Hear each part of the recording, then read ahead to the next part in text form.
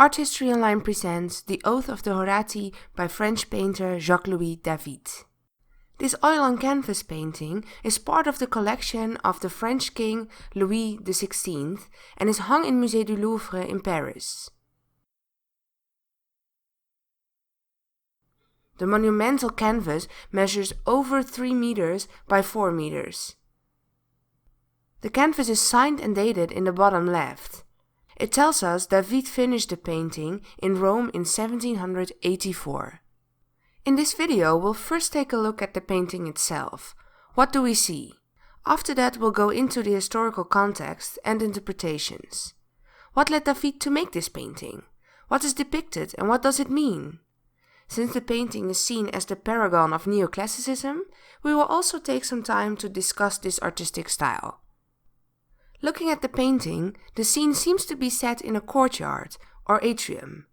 As the figures are surrounded by stone walls and arches, a natural light illuminates them. In the supposed atrium, we can see 3 armed men reaching with the tips of their fingers for 3 swords, held by an older man in a red cloak. On the right, 3 women and 2 children are depicted. The woman in black is concernedly holding the children. The other 2 women seem to look for comfort in each other. David uses the architectural setting to structure and balance the scene. A very clear, calculated geometrical composition frames and organizes the scene. We can see this clearly in the arches. The 3 arches discern 3 groups: the young men, the older men, and the women and children. The lines in the walls and in the floor all lead to the vanishing point of the linear perspective. A linear perspective is a technique to create the illusion of depth on a flat surface.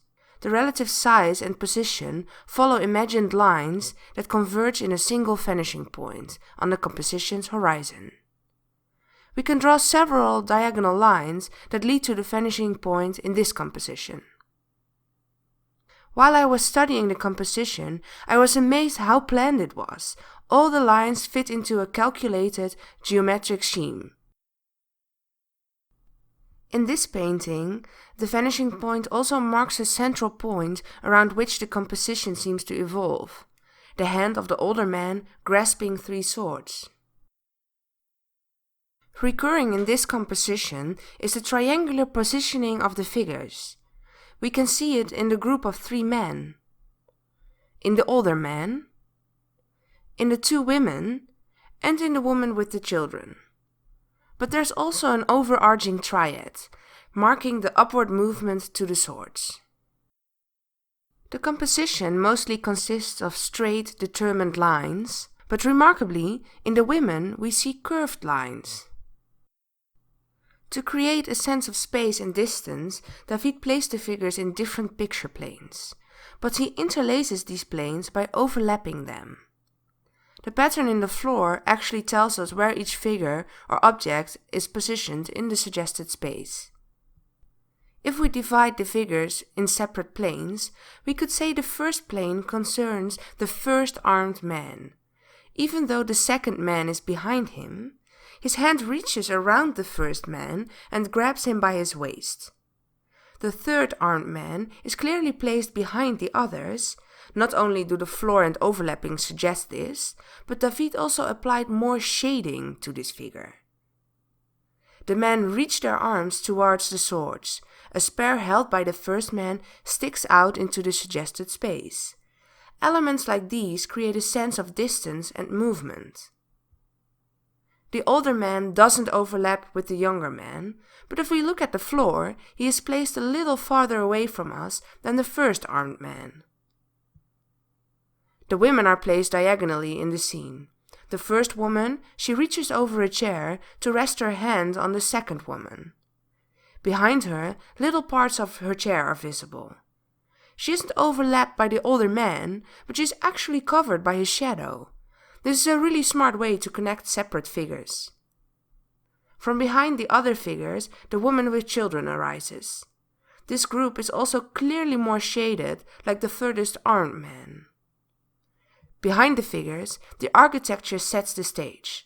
Also behind the arches, David suggests space, but because of the shading, we can't get an actual clear view of the space. If we look at the figures, we can see none of them is portrayed from the front. All are more or less portrayed from the side, en profil.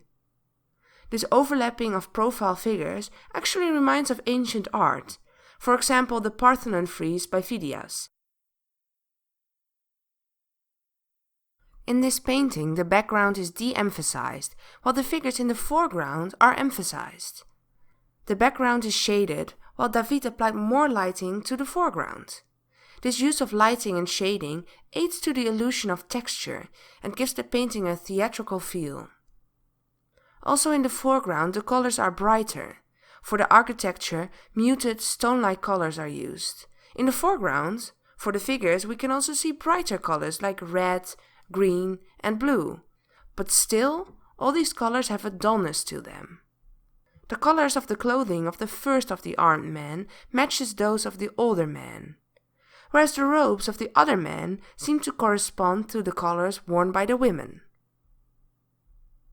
Looking at details of the painting, we can't see brush strokes. David applied refined, invisible strokes to create a realistic, though idealized, representation. The painting does have a photographic quality. We can even see veins, muscles, and wrinkles, though the bodies are idealized. The men are muscular, the women soft, perfect skin, without scars or whatsoever. The scene seems to be set in classical antiquity, the civilizations of ancient Greece and Rome. We can identify the architecture as 3 round arches resting on Doric columns. As the title suggests, the painting depicts the oath of the Horatii. This is a scene from a Roman legend about 2 cities at war, Rome and Alba Longa. Instead of a big war with a lot of casualties, the cities agreed to each send 3 brothers. The Horatii brothers representing Rome, and the Curiati brothers representing Alba Longa, to decide the war. This particular scene shows us the moment before the battle, where the father Horatius gives to his sons their swords and they take an oath to conquer or die. The brothers are saluting their father Horatius. They seem eager to get their swords and risk their lives for the good of Rome. The woman with the children is the wife of Horatius, comforting her grandchildren.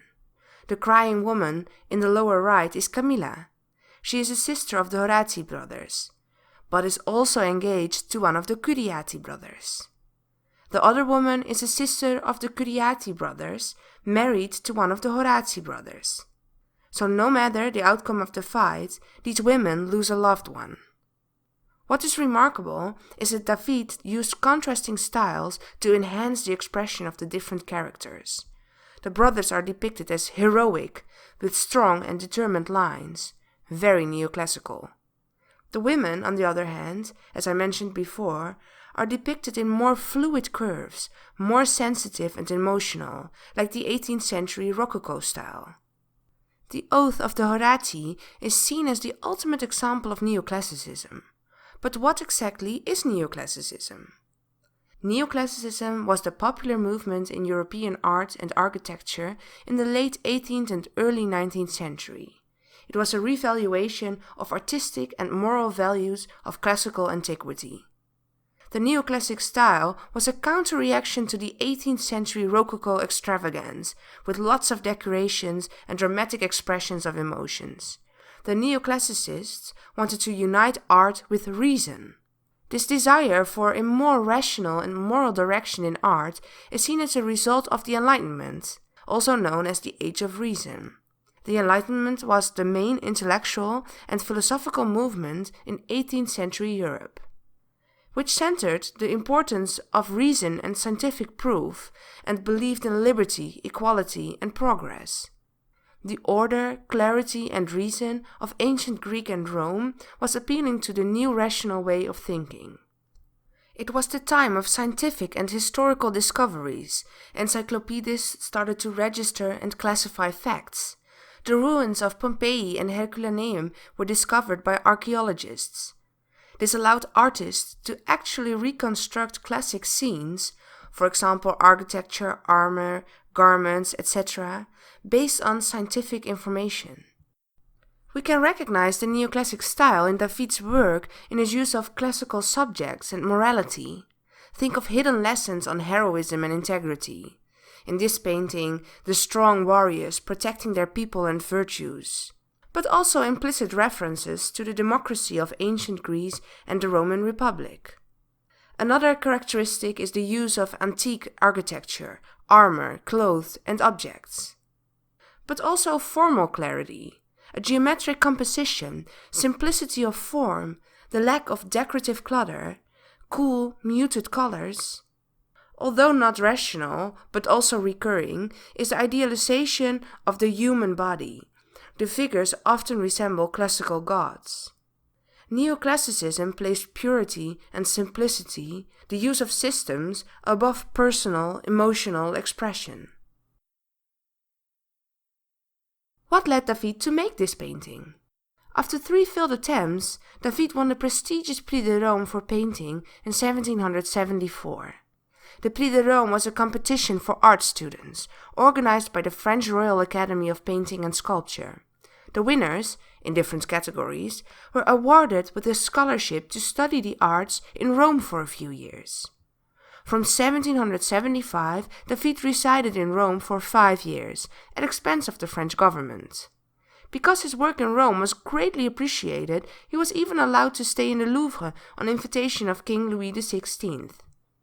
In 1784, David was asked for his first royal commission. He was ordered to represent loyalty to state and king. This led him to make the oath of the Horatii. He even returned to Rome to seek inspiration in ancient art for this painting. But, being made on the eve of the French Revolution, the oath of the Horatii is seen as a reflection of the political tensions of the period, or even as a disguised message in favoring the revolution. Neoclassicism had become the national style of France. It was first approved by King Louis XVI. But remarkably, it was also adopted by the opponent revolutionaries and Napoleon. After the storming of the Bastille on the 14th of July in 1789, the symbolic start of the French Revolution, David suddenly became the official painter of the Republic instead of the king. And later on, when Napoleon became the emperor of the French, David went from glorifying the revolution to painting the emperor's portraits and victories. David worked for the king, the republic, and the emperor. He seems to never have committed to one political group. With this context in mind, we can interpret the scene on a deeper level. The Oath of the Horatii, the legend of the Horatii brothers, glorifies honor and self-sacrifice. With this painting, the contemporary French are implicitly linked to the Roman patriotism and heroism of the past. In line of the royal commission, it would tell the people to be loyal to their state and king. But if we assume it is a disguised message in favor of the revolution, it would suggest the French people, opposed to the king and monarchy, are as strong and determined as these unselfish Roman heroes. Some see the triple arch as a reference to triumphal arches, which would imply the victory of the ideas embodied by the painting. But remarkably, the represented values of heroism and integrity are appealing for as well the royalists as the revolutionaries. Nonetheless, the Oath of the Horatii is seen as the paragon of Neoclassicism. David has created an impressive geometric composition, the symmetry and balance, the cool colors, the light, the refined brushstrokes. They give a sense of calmness, but an ominous calmness, like a calm before the storm. I guess you're all wondering, who was actually the winner of the fight? Of the 3 Horatii brothers, only one survived the confrontation. However, he allows the 3 Horatii brothers to chase him, causing them to separate from each other, and then in turn he kills each Horatii brother. At the end of the legend, Camilla condemned her brother, the only surviving Horatii, for murdering her fiancé. Her brother then kills his sister, accusing her of putting her sentiment above the duty to Rome. Thank you for watching this video by Art History Online. If you have any questions, please comment.